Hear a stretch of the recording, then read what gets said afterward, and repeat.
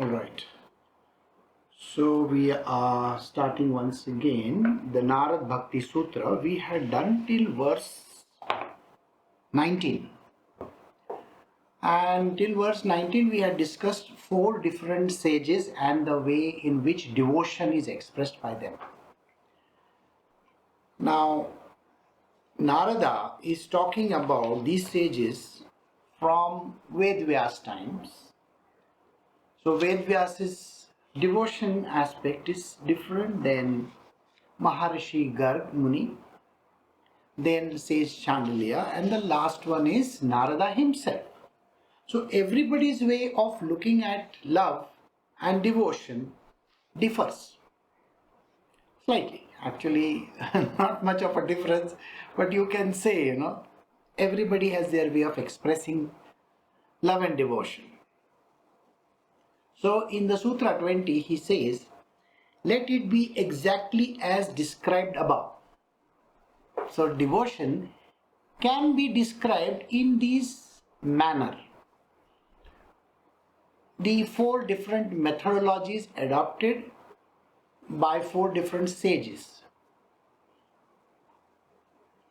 But if you look at the sages are knowledge incarnate. They have knowledge at the base of their being. But if someone were to ask, who is the highest in love for Krishna, what is the answer that is there? The entire Vrajabhumi. You see, Vrajabhumi is a place where and it's about 80 or 100 odd kilometers from Delhi. It comprises of a big patch of land over there. Vrindavan, Gokul, Govardhan Hill, so on and so forth. It's a massive place. Now, it was a land of Gopies. Now, when we talk of Gopis,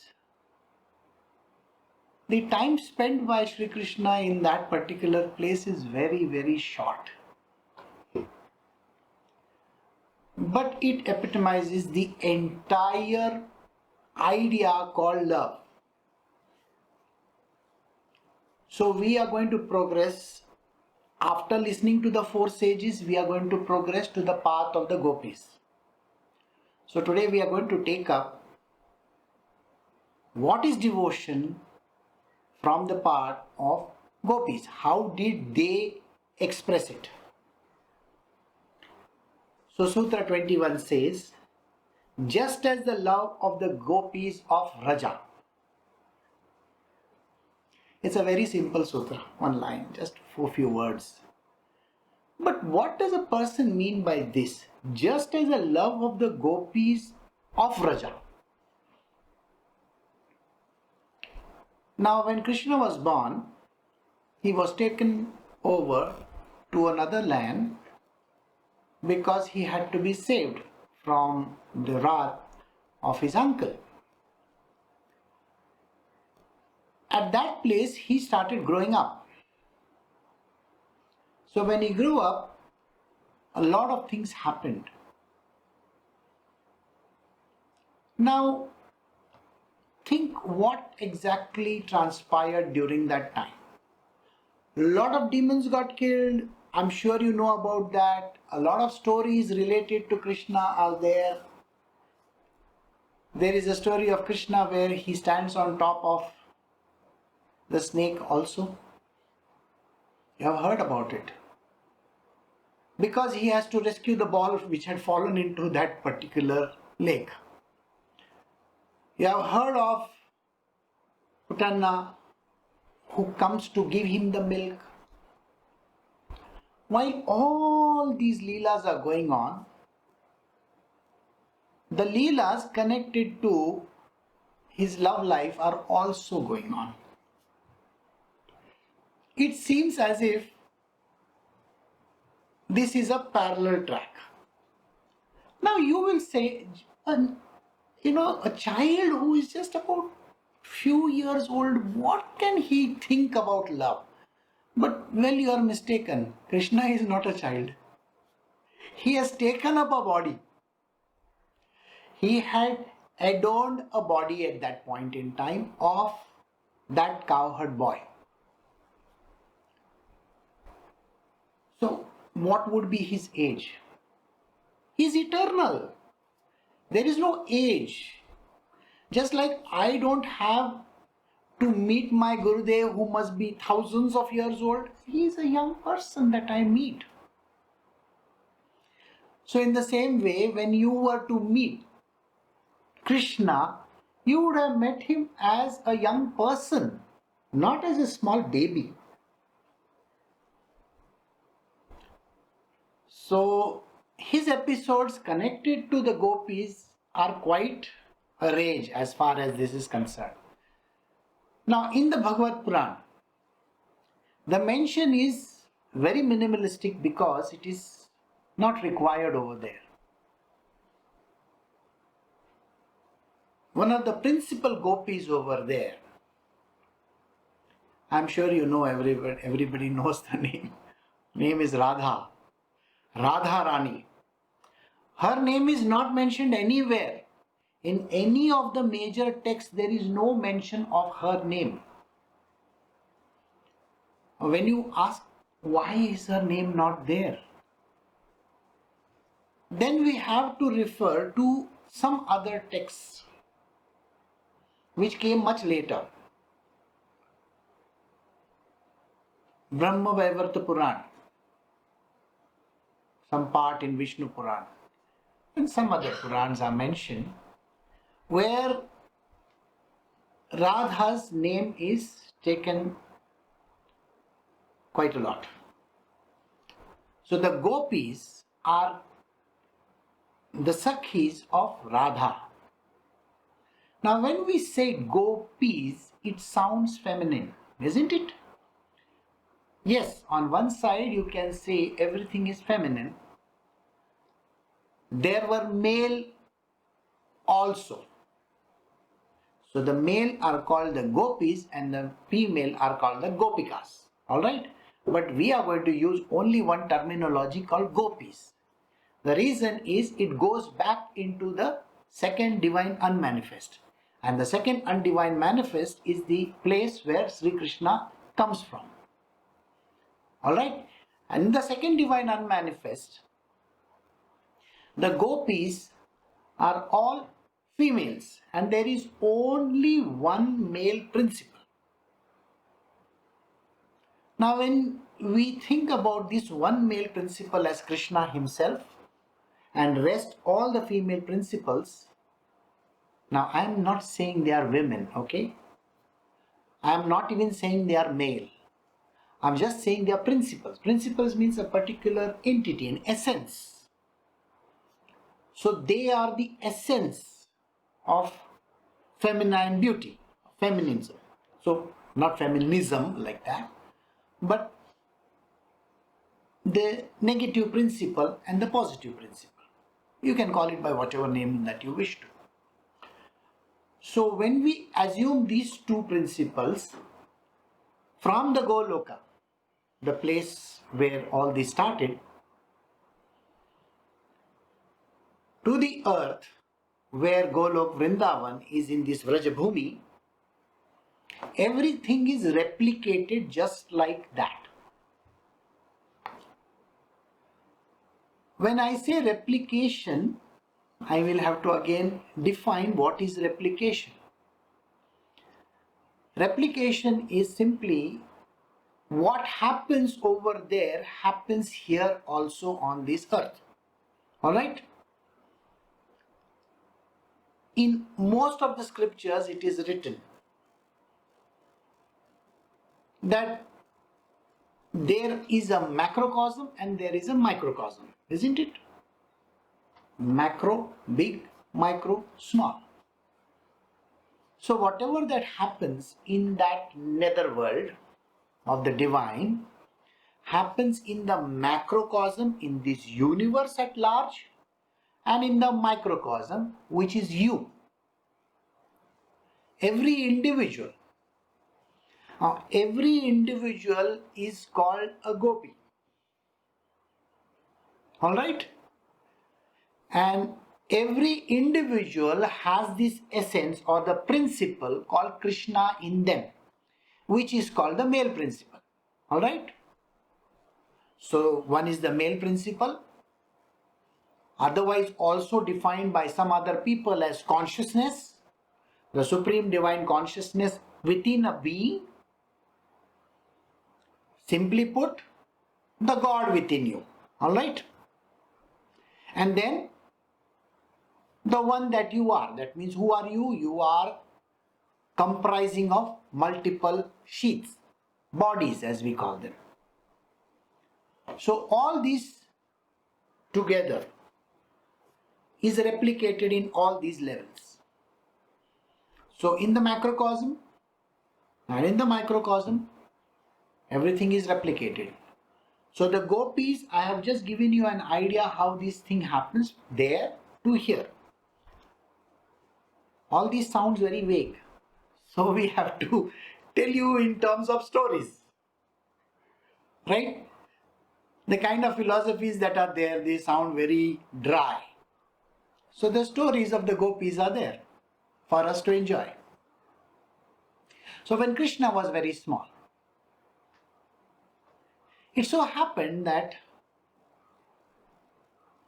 he was taken care by his mother, father, and the rest of the gopis around him. And meanwhile, he was having his leelas going on in the side track over there, like I mentioned. So he would meet the gopis all over the place. They had a system in place where timings were fixed, when to meet, how to meet, what to do. Everything was very clearly defined. So while this was going on,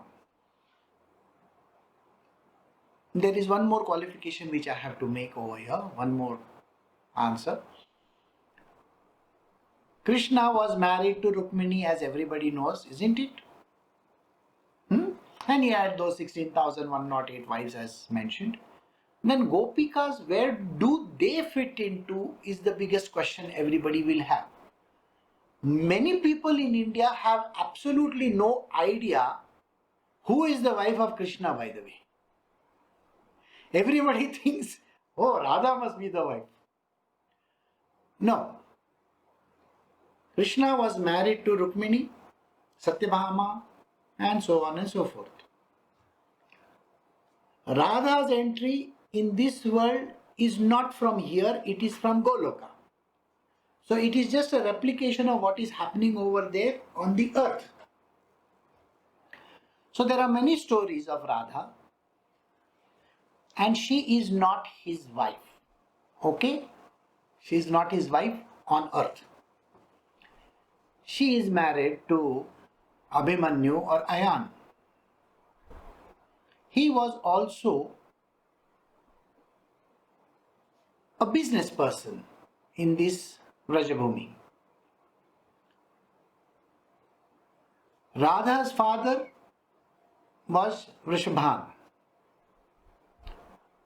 Now, Radha was a very distant relative of this entire community of Krishna's foster father and mother. They were quite related. So her coming and going to their house was quite common. And she was married to Abhimanyu, or Ayan as we call him. Now, how does this fit into the scheme of things? And where are we going as far as devotion is concerned? So I have to give you these stories to create that entire scene so you understand the truth. So I will give you the answer. Why is Radharani considered as his wife by some people, by others not?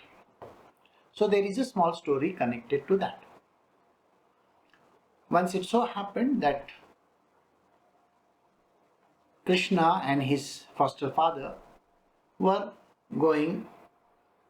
They were going somewhere for a stroll. It started to pour. So his father took shelter under a tree. But Krishna was getting wet. At that time, Radharani had come over there. Now when she was passing from there, they wear the gungat and all those kind of things. The women in North normally wear that. So she was dressed quite a lot of garments on top of her. So the father says to her, "Can you please take my son and drop him home? Otherwise he's going to get wet over here." So what Radha does, now this is a small baby, remember that. Okay, so she carries him and she's covered him with her garment and she's taking him. Suddenly she finds some strange activity under her garment. And out of nowhere, the child transforms into a grown-up person. That is Krishna. I told you, he is not a small baby. And he is doing some amorous activities. She gets totally upset about it and she says, "What is this you are doing?" And remember, he was a baby. Huh? She was carrying him. So she suddenly leaves him. And at that point in time, Krishna tells her, "Don't you remember me?" She says, "What is this? You were just a child, you are just a baby, and now you've become a grown-up person. Who are you?" So at that given moment in time, Brahmaji appears over there. Brahma is the creator. So when he comes, Krishna bows down to him and salutes him. Namaskar. I have to say salute because English. Radharani also does the same because he's a great persona, so naturally you bow down to him. So Krishna then looks at Brahmaji and says, "She doesn't remember me." So then Brahmaji reminds her that you are from Goloka and your name is Radharani. You have just taken this body on earth. And this is called the Leela. What is happening over here is the Leela. You are married to Sri Krishna.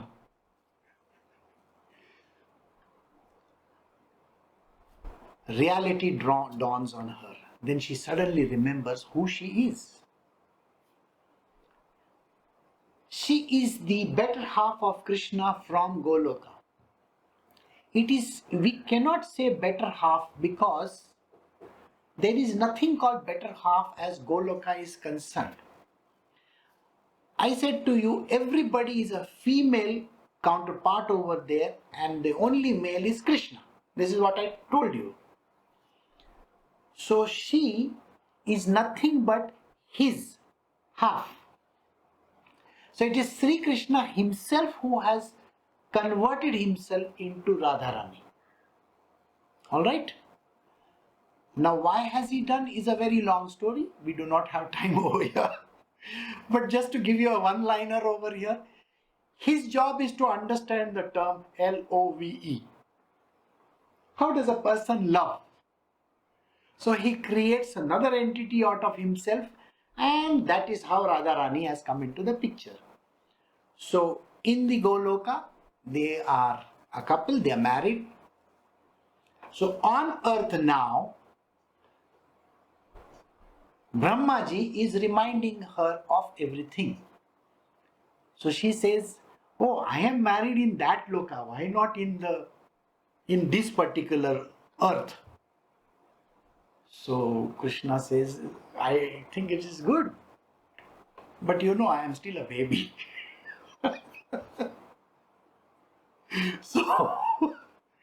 So she says, "Fine, I have nothing to do, but I can definitely do this." And then Brahmaji conducts a ceremony. Now you may wonder, What happened to that rain which was coming? What happened to the foster father of Krishna? What was happening over there, and how did this suddenly all this thing happen? By the way, all this happens in a jiffy. Okay, we are bound by time. Human beings are bound by time. The Lord, God Himself, is not bound by anything. So I hope you understand this. So meanwhile, Brahmaji conducts the marriage ceremony over there. And then Radharani is married on this earth to Krishna also. And then it so happens that both of them, and Brahmaji leaves, by the way, okay? And both of them are holding each other, and suddenly it starts to rain. And Radha immediately sees a child in her arms. And the whole thing comes flooding back to her. Oh my God, what did happen? Something like this happened. Was it a dream or something? Now Radha is very upset because she says, I just now saw something. I saw an elderly Krishna, and here I am carrying the baby. What exactly transpired? I don't understand. So she says, oh my God, I just have to go and give this child to the mother, I don't want him with me. And so she runs along with Krishna and gives the baby to his mother and goes to her house. So this is a very funny story which happened in the Vrajabhumi. Alright? And this is just to put you in the picture whether Krishna is married to Radha or no, or whether it is only a dream. So this is the story. Now, taking delight in the stories of Vrajabhumi, I will also tell you multiple stories as we go along, but right now I will take it slowly. I will go to the next step. And Krishna is talking about the love, isn't it? Here Narada is talking about the love. So he says, just as the love of the Gopis of Vraja. So this is one part of the story. Now let us take all the other Gopis together. Now the principal Gopi among them, the one who was the super boss, naturally when you have Radharani on one side and Krishna on one side, they will have their assistants also. So there are 8 of them.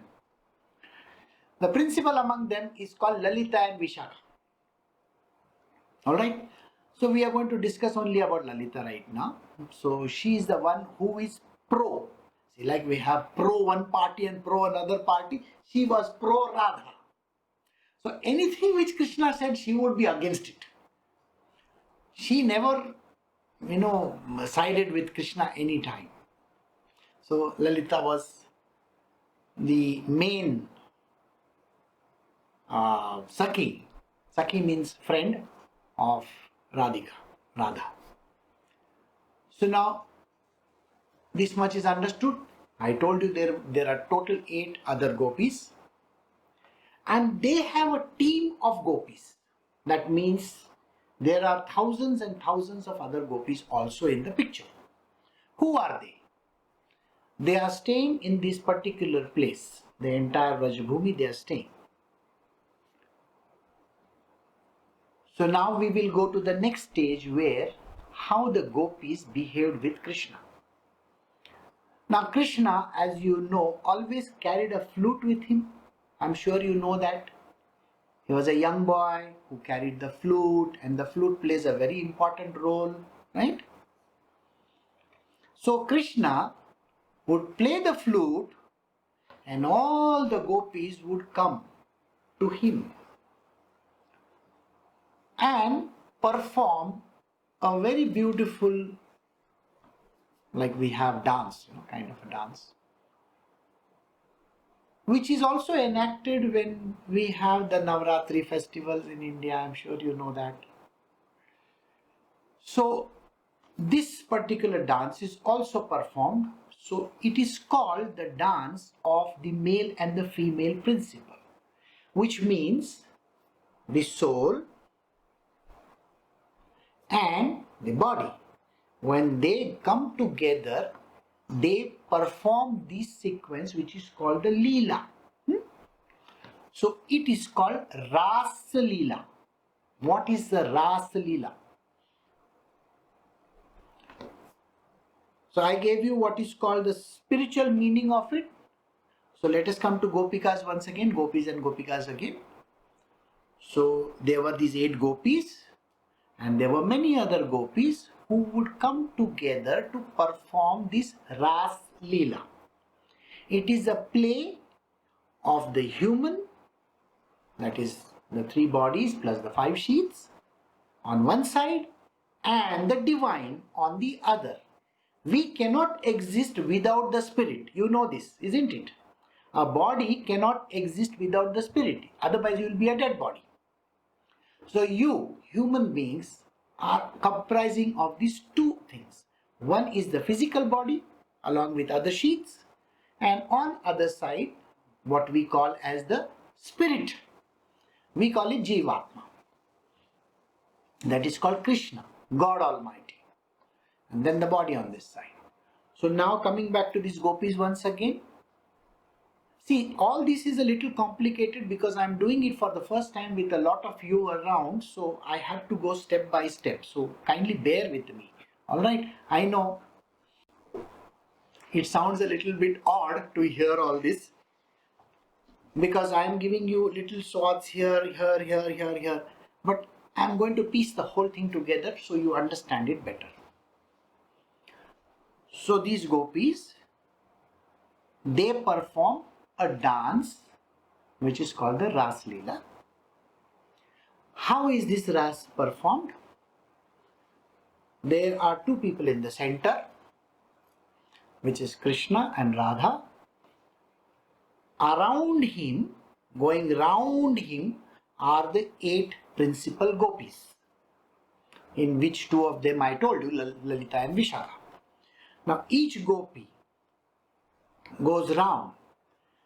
The next row after that. So you have a concentric circle. 1 circle, 2 circles, 3 circles, like that. Concentric circles. So the next circle comprises of 100. 1, 0, 0. And then the next circle after that comprises of 1,000. You will ask me, why is this kind of a dance happening? Well, this is a kind of a dance that happens in our being, by the way. See the figures. 2 in the center, 8 round, 100 after that. Very simply, are we not getting a figure of 108? Right? So this figure is very, very important when we do the japa. Don't we use that mala and we do with 108 beads? And the last are 2 beads, one on top of each other. That is called the Meru. We do not cross the Meru. We go backwards, forwards, like that. We do not cross. Now imagine that as a Ras Leela going on. So all this rasa is going on. Krishna is playing the flute. Visualize this whole thing happening. This is a dance of spirituality which happens within our own being. We are that Radha and Krishna. The principle called Radha is the bodies. I said bodies because we have a food body, we have a, other bodies also. So first one is called the gross body. The second one is called the subtle body, and the third one is the causal body. So 3 bodies together comprising of 5 sheaths. So imagine that as Radha, and Krishna is the spirit within that. And this is the constant dance that happens, which means the working of our being, the entire thing that happens around us. That is the spiritual meaning of it. So coming back to the Gopis once again. So the Gopis would perform this Ras Leela, Rasa dance. Now all these dance which is happening is on the spiritual plane. I told you, macrocosm, microcosm and the spiritual plane, which is Goloka. So all this is happening within that plane, the material worldly plane, which is macrocosm, and within us, it's a microcosm. So all these three planes are enacting the same dance all the time. Coming back to Gopis once again. So when these Gopis would be performing the Ras Leela, each of them had a particular activity which they were supposed to perform, which is the way everybody helps together to perform this dance. Spiritually, it means when we are functioning in the world, when we human beings are functioning in the world, we have the spirit within us and we are performing actions in this world in such a way with the help of this principal Gopi. It's a combined effort happening simultaneously. There, and there. Those three levels which I discussed. So the Gopis are one with the Lord. Think about it.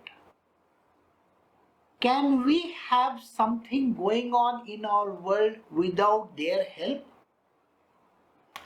If I say that the one of the Gopis would be vision, one of them is hearing. Let us just think about it like that. Can we perform when these two things are not working? Did you get the point? Our performance will be hampered if we do not work in tandem. The eyes have to see, the ears have to hear, the hands have to move, so on and so forth. Isn't that how it works? So think like that. So everything works in a very beautiful tandem.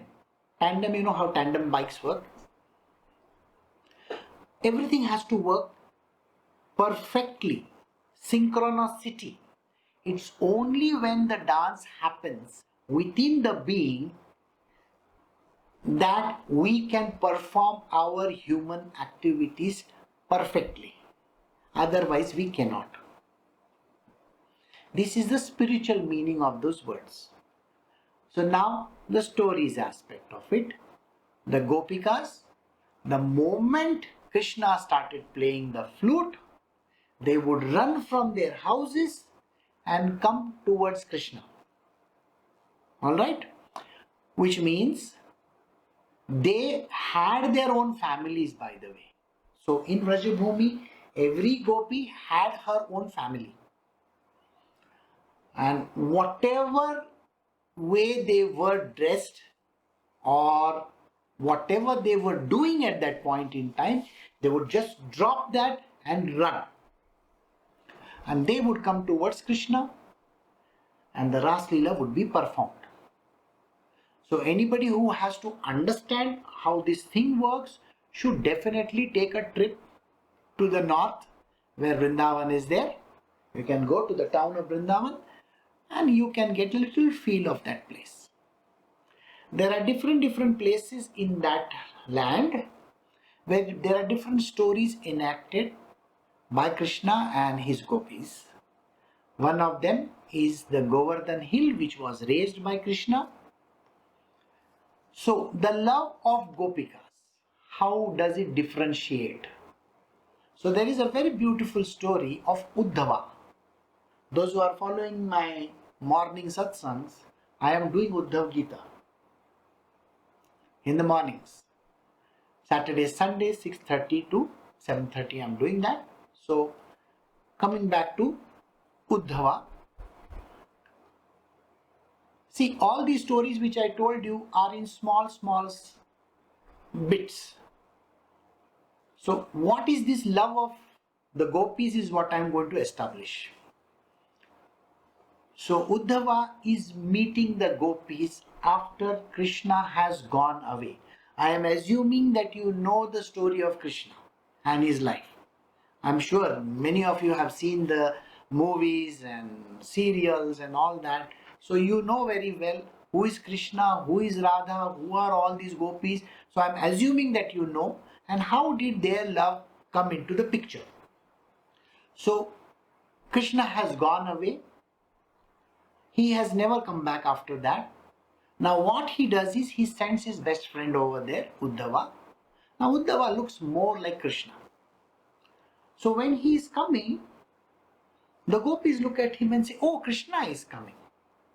Now he has come to ask how they are, you know.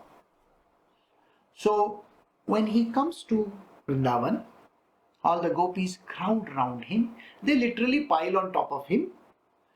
But when Uddhava asks them questions about esoteric subjects, they look at him and they say, what is he talking about? We don't understand a damn thing of what he is speaking. They say we don't understand all these things. We are basically looking after Krishna. You know, we think Krishna is here, that is why we are bothered about it. So Uddhava gets a little bit upset and he says, I'm not interested in it. I don't understand what these gopis are talking about, because what is true love can never be understood. Now remember, Krishna has gone away and many years have passed. So what I established in the first place was who are the gopis, what are they, who is Radha, that is what I established. Now I am telling you a story which is further up in time. So when Uddhava comes and gopis react to him this way, Uddhava gets a little bit upset and he says, I don't understand what Krishna sees in all these gopis. You see, they are not even caring about him. When I have come and asked them about esoteric subjects, they are not able to answer. And Krishna has told me that they are the highest among the devotees. I don't see devotion in them. So he says, after this I think I'll have to try out Radha. So he goes to meet Radha in her house. Remember, she's a married woman, all that, right? So when he goes to her house, he sees Radha is roaming around in her small garden that she has, and she's singing some kind of a song. And she's oblivious to this entire world. She's so much oblivious that she doesn't even see him coming. So he just tries to grab her attention and say, you know, I am friend of Krishna. I've come from Mathura to meet you because Krishna has told me to meet you. She just says, okay. And she carries on with her work over there. Suddenly there is a beetle, blue beetle. Now that blue beetle is going from one flower to another, and to another. And Radha looks at that beetle and says, Krishna, you are exactly like this. You know, you have this habit of taking madhu, honey, from every flower, going to every flower and taking the honey from there. What is this? Why do you keep on doing like this? And she is talking to herself. Uddhava is watching her and saying, oh, is this woman crazy or something? She is talking to the beetle thinking that he is some Krishna. He is not able to understand. So when Uddhava tells her this, that I am Krishna's friend, she says, what are you talking? Krishna has never left Vrindavan and gone. He is over here only. See, look at him. He is now a bee. Now he is a beetle. Now he is like a flower. Look at this, look at that. And the way in which she puts it, she sees Krishna in everything. Uddhava is flabbergasted. He says, "What is this? I don't understand." And he leaves from there because he doesn't understand what is true love. Radha has never let go of Krishna in her life. She sees him in everything. It is very difficult to understand when a person is in love. So the Gopis' love is like that. Krishna has never left Vrindavan. You got it?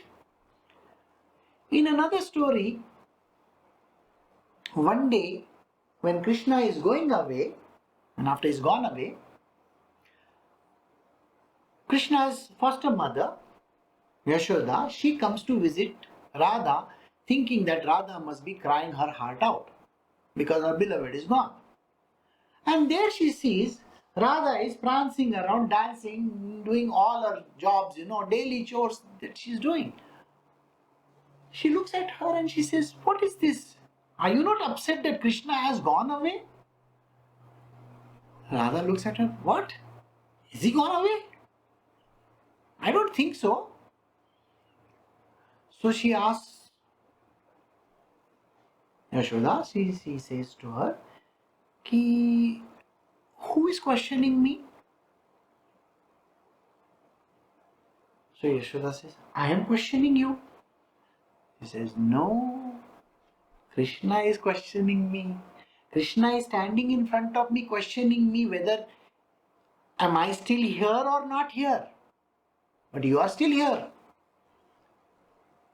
So the mother gets a little bit, she says, "What are you talking about?" She says, "Now look at that.